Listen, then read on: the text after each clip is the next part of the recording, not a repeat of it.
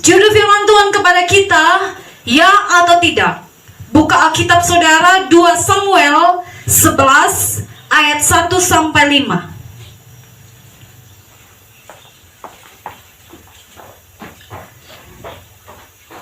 Sudah dapat Bapak Ibu? Kita bergantian, saya ayat yang pertama dan jemaat Tuhan ayat berikutnya. Dan mohon untuk kita mengeluarkan suara kita. Perikopnya Daud dan Batsheba. Pada pergantian tahun, pada waktu raja-raja biasanya maju berperang, maka Daud menyuruh Yoab maju serta orang-orangnya dan seluruh orang Israel. Mereka memusnahkan Bani Amon dan mengepung kota Raba, sedang Daud sendiri tinggal di Yerusalem. Sekali bangun dari tempat baringannya, tanpa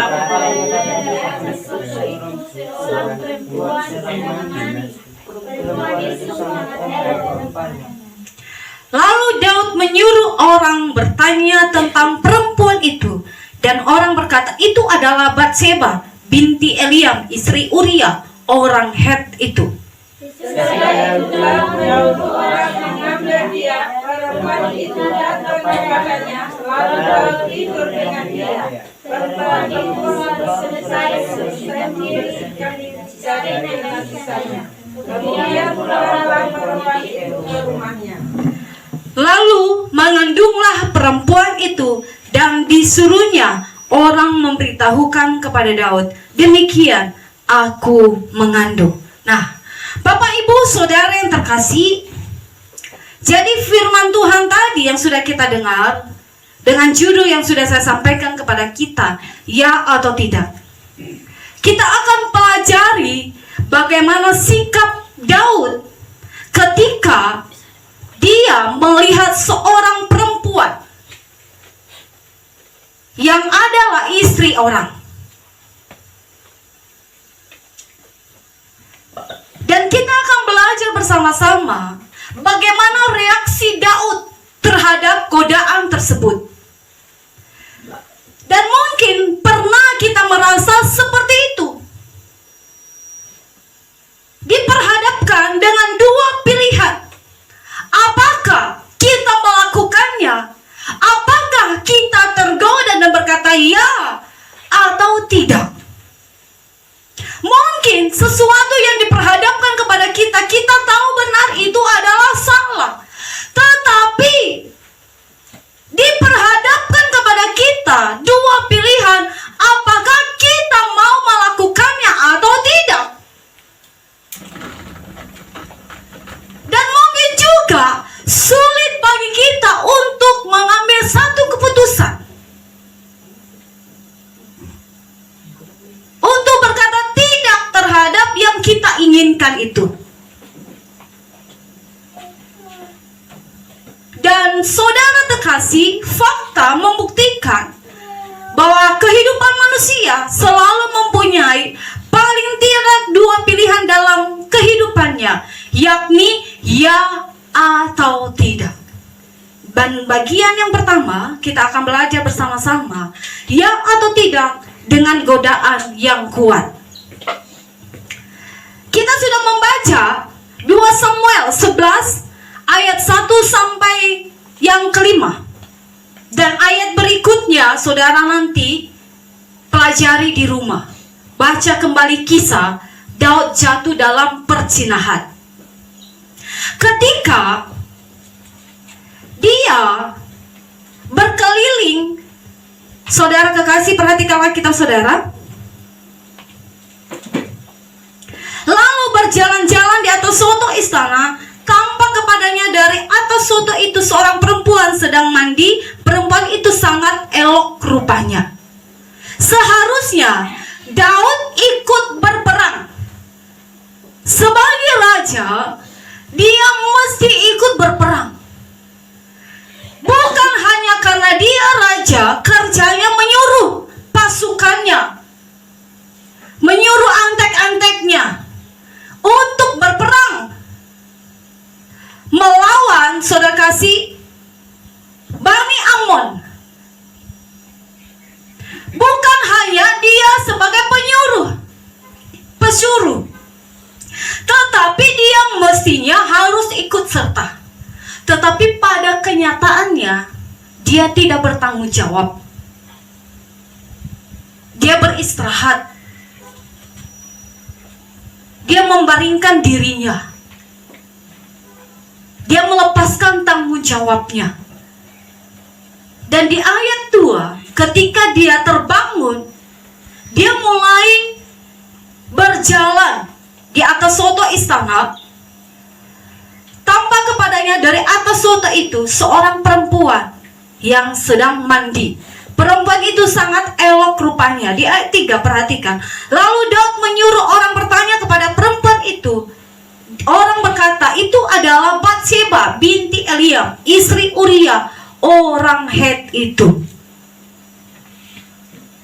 Ketika dia bertanya, siapakah wanita itu yang sedang saya lihat? Dan jelas jawaban kepadanya, dia adalah istri Uria, orang Het itu. Nah, pertama sekali dia memandang kepada perempuan itu dan dia tergoda. Ketika dia tergoda dan di ayat keempat dia memanggil perempuan itu dan melakukan yang tidak sesuai dengan kehendak Tuhan.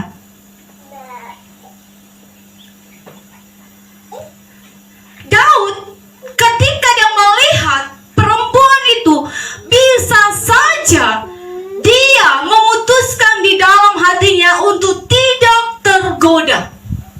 Karena dia mendengar penjelasan kepada orang yang dia tanyakan itu, siapakah perempuan itu? Dia sudah tahu perempuan itu milik orang, bukan milik dia. Dia sudah bersuami.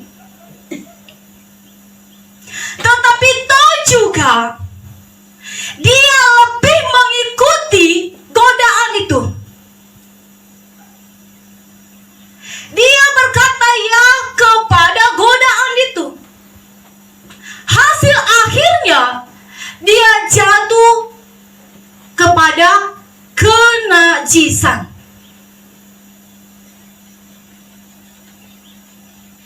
Saya tidak tahu hal-hal apa yang membuat kita akhir-akhir ini tergoda.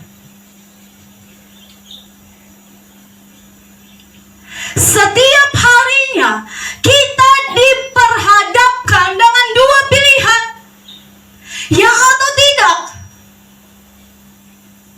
Ketika datang godaan kepada kita, kita diperhadapkan ya atau tidak.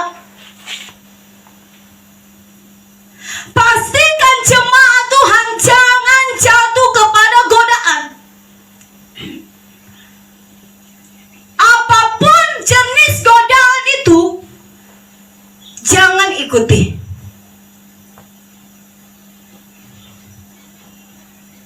Dan godaan yang paling kuat bagi khusus untuk orang-orang muda, ya saudara kekasih, games online.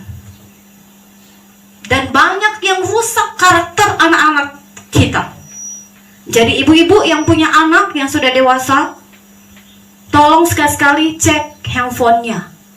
Perhatikan HP-nya. Kalau sudah mulai pakai password, di bagian layar handphonenya, coba minta dan lihat apa isinya. Banyak anak-anak muda jatuh dalam perzinahan karena dia melihat situs-situs pornografi di handphonenya. Banyak suami-suami tergoda kepada istri tetangganya. Banyak orang sekarang ini jatuh kepada pikiran yang najis. Semua kita bisa berpotensi untuk jatuh dalam kejahatan yang sudah saya katakan. Berawaslah seperti firman Tuhan yang tanggal 31. Awasilah dirimu. Jangan berkata kita sudah rohani, kita sudah melayani. Semua kita termasuk kami bisa berpotensi jatuh di dalam dosa. Coba lihat Raja Daud. Dia adalah orang yang diurapi, orang yang takut akan Tuhan. Tetapi karena dia beri kesempatan, dia berkata ya kepada godaan, sehingga dia jatuh kepada perzinahan. Siapa sangka Raja Daud yang begitu dekat dengan Tuhan, dia nyanyi aja, roh jahat bisa undur dari Raja Saul. Pengurapannya itu kuat.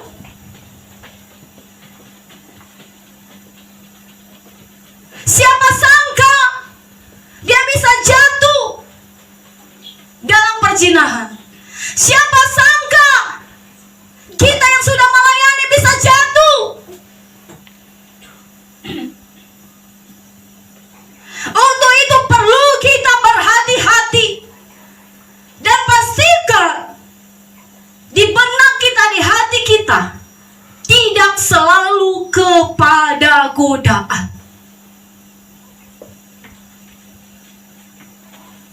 Tidak selalu ya terhadap godaan.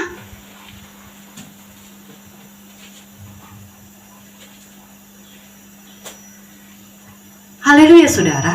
Ya. Hal yang kecil, saya kasih contoh. Ketika kita bangun pagi hari, ada pilihan kepada kita.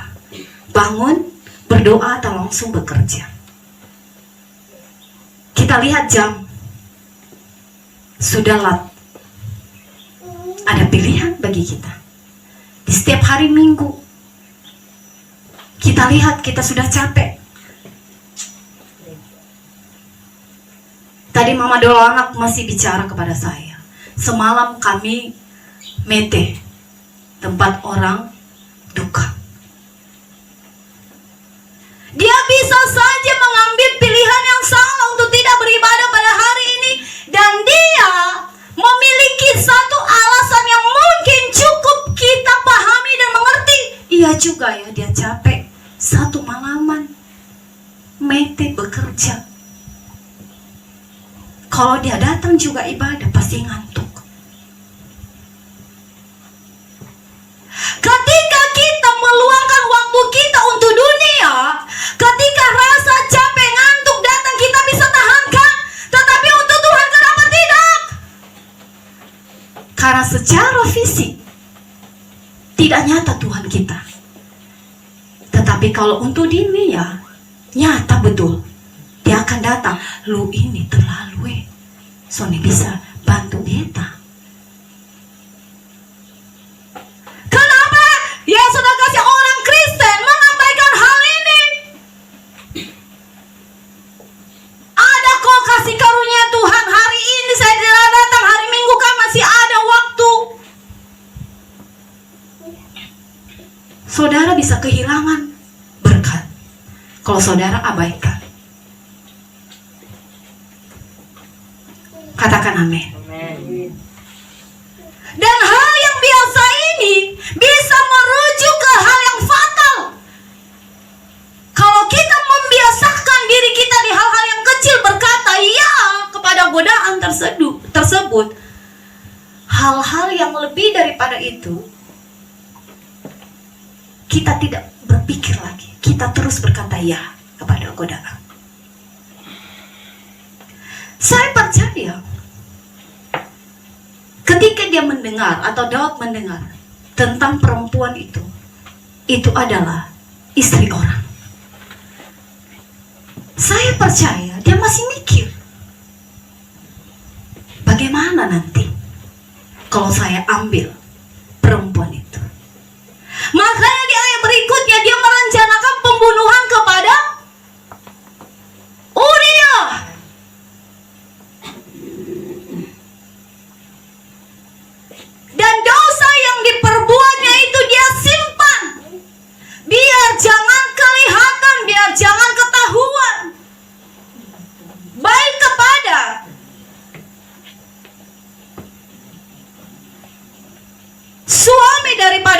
Batseba dan orang-orang yang di istana. Tidak ada yang tahu bagaimana rencana jahatnya kepada Uria, orang Het itu. Dia merencanakan sedemikian rupa untuk menyimpan kesalahannya. Dan Alkitab mencatat, saudara kekasih, keadaan atau dosa daripada Daud itu tidak dibenarkan oleh Tuhan, oleh Allah. Sekalipun di dalam hatinya dia mengasihi atau dia suka sama perempuan itu.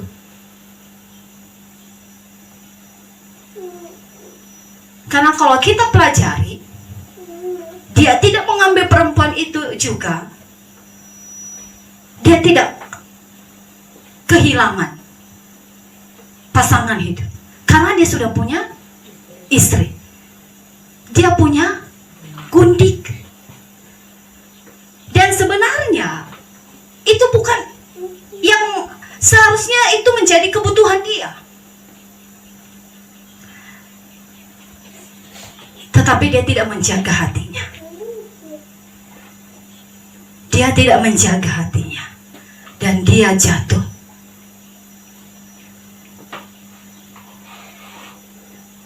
Haleluya, saudara kekasih. Dan saudara kekasih, apa yang dia lakukan itu, kesalahan yang dia lakukan itu, dia simpan baik-baik. Dia menutupi dosa-dosanya. Dan dia memang berhasil. Kenapa? Sampai Uria meninggal dalam peperangan, dia tidak tahu kejadian perlakuan daripada rajanya terhadap istrinya.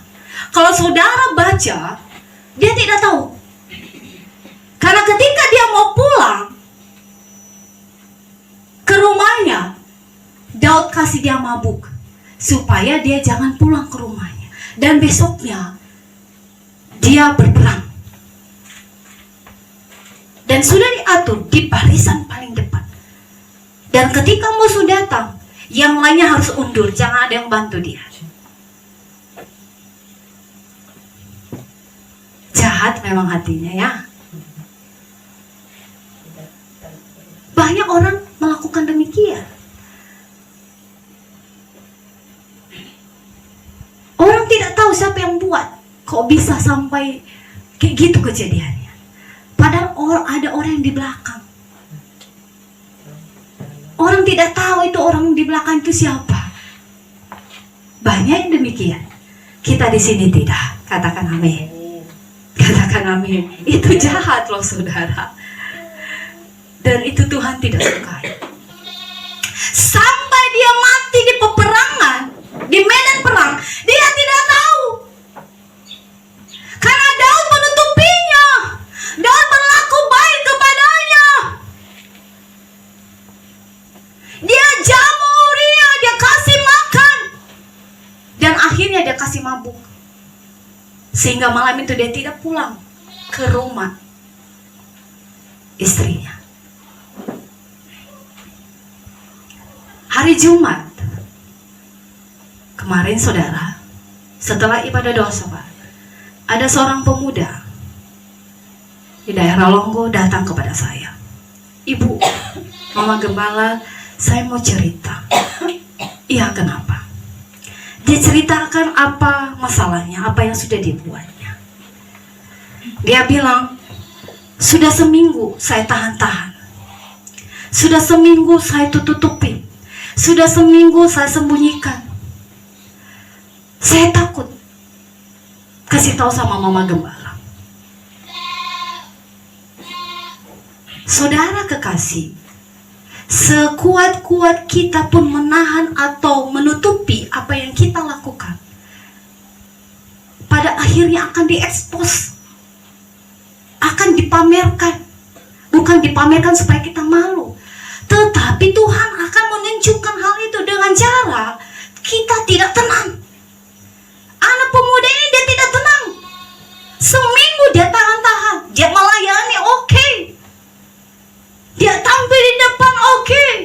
Hebat pelayanannya.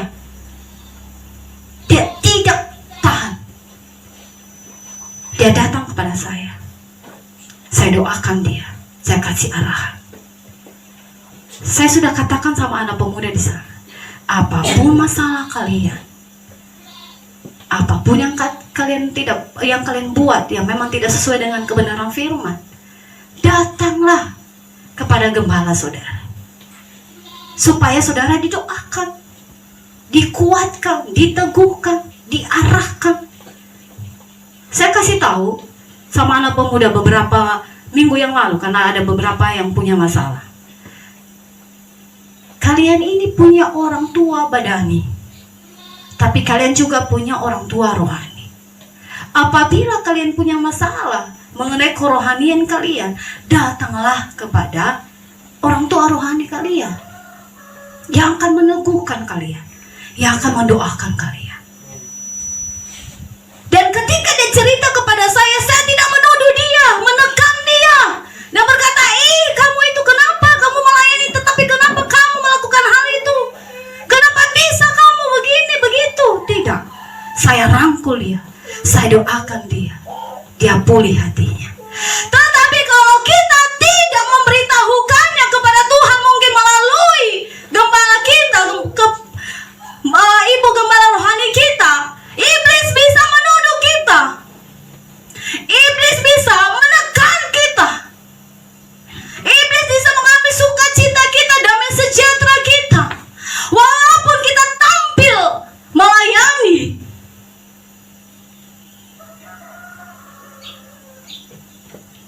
Tetapi ada sesuatu yang diambil setan di dalam hidup saudara.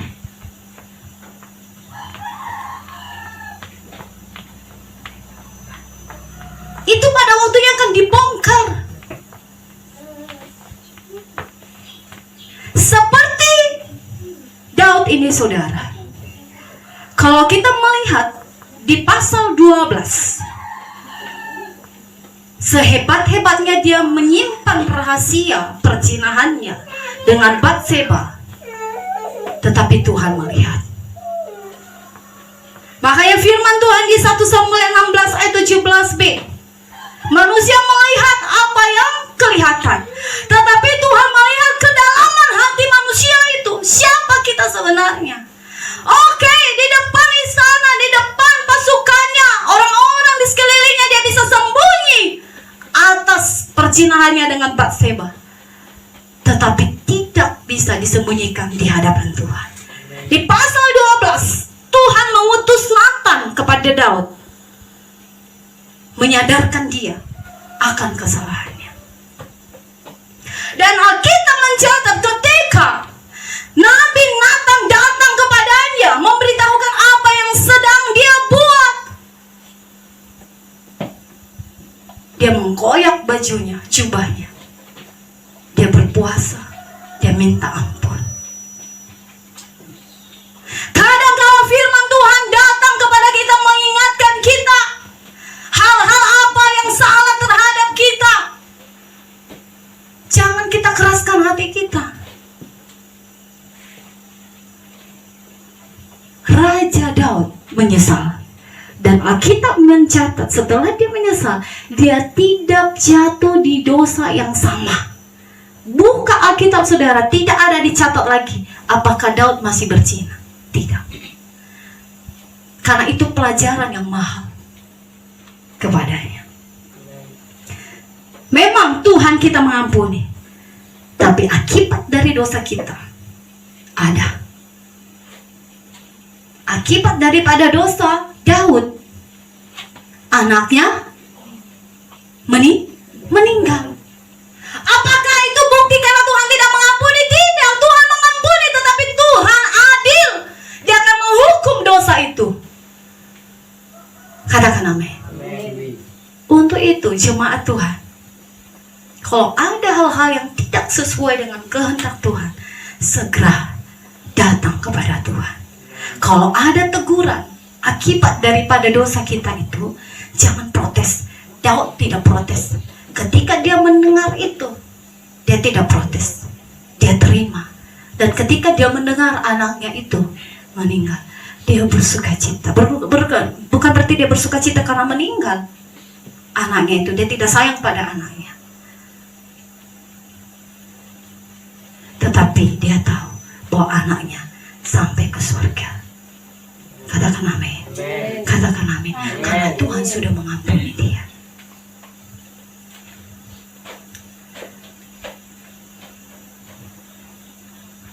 Jadi Bapak Ibu Saudara yang terkasih, dosa kalau kita tahan-tahan, dosa kalau kita tidak cerita ke Tuhan, itu akan membuat hubungan kita rusak dengan Tuhan.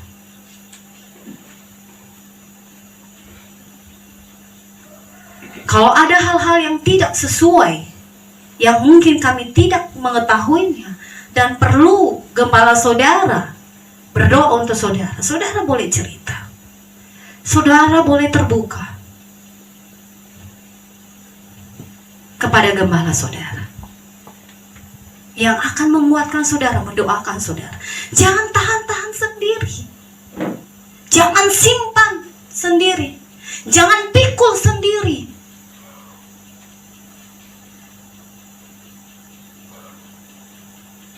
Dan iblis akan mengambil bagian di dalamnya.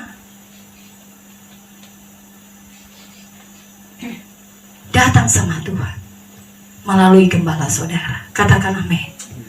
Katakan amin. Karena pertobatan seseorang bukan karena kelihatan ketika dia melayani. Pertobatan seseorang kelihatan bukan karena dia ketika dia rajin beribadah, tahu berdoa. Ada yang tahu berdoa, ada yang bisa melayani, tetapi dosa jalan terus. Dia nyaman saja.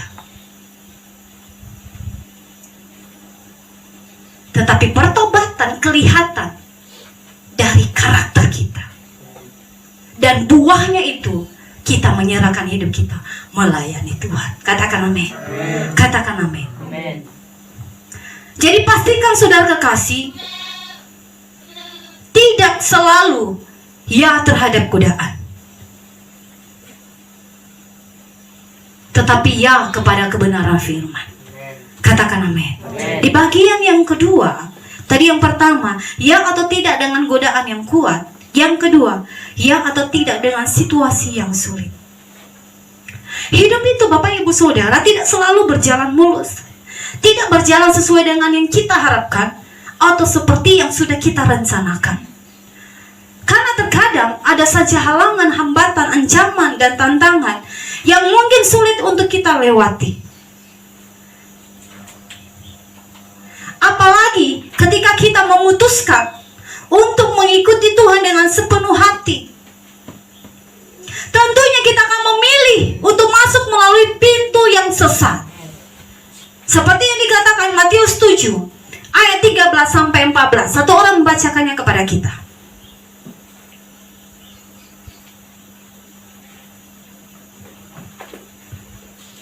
Matius 7 ayat 13-14.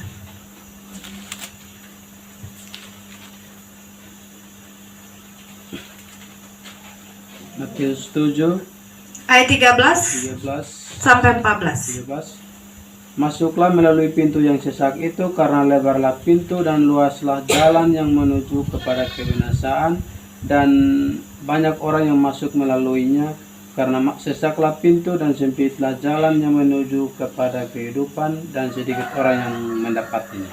Nah, saudara yang kekasih, ketika kita memutuskan untuk hidup sesuai dengan kebenaran Tuhan, kita akan melalui pintu yang sesat. Kita akan menghadapi tantangan, tekanan, baik dari keluarga maupun orang-orang tertentu yang akan menghalangi kita dari jalan Tuhan, yang akan menghalangi kita untuk tidak hidup sesuai dengan kebenaran itu. Dan tentunya ini adalah situasi yang sulit untuk kita lewati. Tetapi karena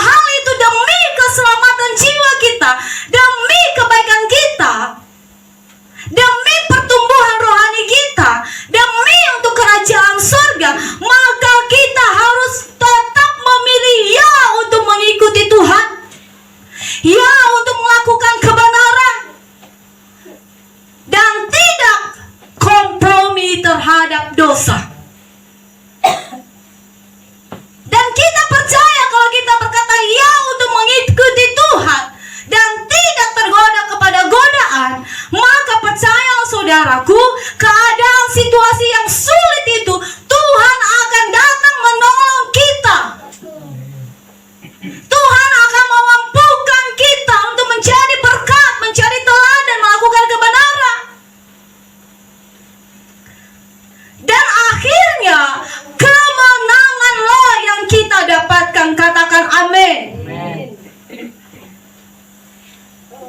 Untuk itu jemaat Tuhan, percayalah, dalam masa sulit yang akan kita hadapi di depan kita, seperti yang sudah disampaikan oleh Pak Presiden kita,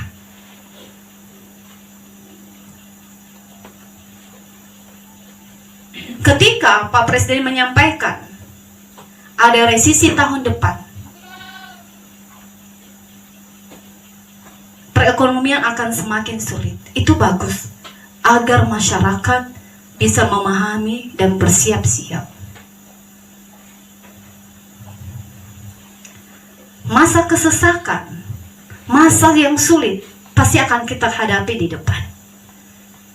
Dunia ini tidak akan semakin baik. Perjalanan iman kita tidak akan semakin baik. Tetapi yang kita lihat kuasa Tuhan. Yang kita lihat pertolongan Tuhan. Yang kita lihat janji Tuhan, firman Tuhan, ya dan amin. Kita akan mampu melaluinya.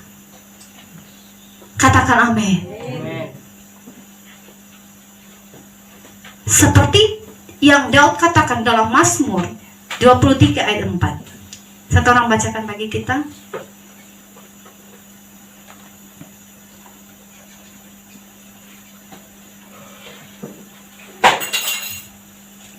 Mazmur 23 ayat 4. Mazmur 23 Ayat 4. Mazmur 23 ayat 4. Sekalipun aku berjalan dalam lembah kekelaman, aku tidak takut bahaya, sebab engkau besertaku, gadamu dan tongkatmu itulah yang menghibur aku. Ya, Mazmur 9 ayat 9. 9 ayat 9. Dialah yang menghakimi dunia dengan keadilan dan mengadili bangsa-bangsa dengan kebenaran. Nah, dengar baik-baik saudara kekasih. Di ayat 10, coba saudara ya. Dilanjut di ayat 10. Ayat 10. Demikianlah Tuhan adalah tempat perlindungan bagi orang yang terinjak, tempat perlindungan pada waktu kesesakan. Nah, ayat ini menjadi pegangan kita, bahwa Tuhanlah yang menjadi penolong bagi kita. Amin. Tuhanlah yang jadi perlindungan bagi kita di masa sulit. Tuhan tidak akan pernah membiarkan kita kalau kita selalu berkata ya kepada kebenarannya. Tidak terhadap godaan saudara. Maka Tuhanlah pelindungan kita. Tuhanlah yang menguatkan kita, memampukan kita untuk menghadapi situasi yang sulit.